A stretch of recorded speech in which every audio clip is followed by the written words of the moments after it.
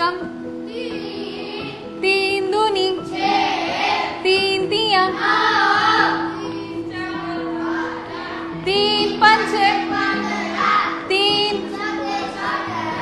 तीन सत्ते, तीन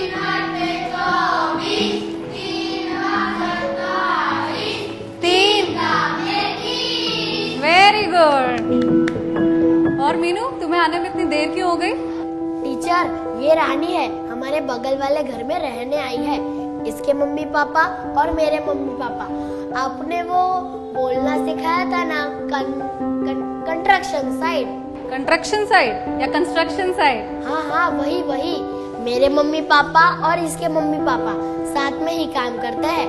ये लोग शहर में नए हैं, इसीलिए बाजार से अनाज मिलने में मुश्किल आ रही है। उनके यहाँ तो उन लोगों को राशन कार्ड से राशन मिल जाता था, लेकिन यहाँ राशन के लिए क्या करें उसकी चिंता में है। इसीलिए मैं इसे आपके पास लेकर आया हूँ। आपने वो वन राशन योजना के बारे में हमको समझाया था ना, तो आप इसे भी समझा देंगे? मैंने सबको one nation one ration card योजना के बारे में बताया था ना। हाँ, मैंने तो उसे समझाया था, लेकिन वो नहीं मान रही। कोई बात नहीं, मैं उसे समझाती हूँ। बैठो। देश के गरीब लोगों की खाद्य सुरक्षा सुनिश्चित करने के लिए केंद्र सरकार ने वर्ष 2019 में राशन कार्ड की राष्ट्रीय पोर्टेबिलिटी के लिए one nation one ration card की योजना लागू की थी।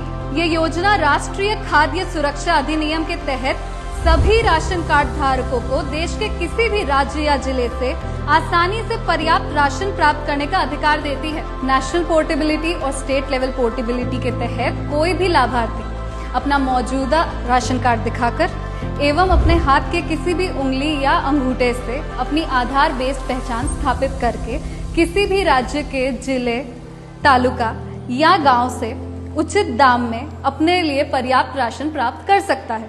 उसके लिए उसे कोई भी दूसरा राशन कार्ड बनवाने की कोई आवश्यकता नहीं। इसका मतलब होता है कि दूसरे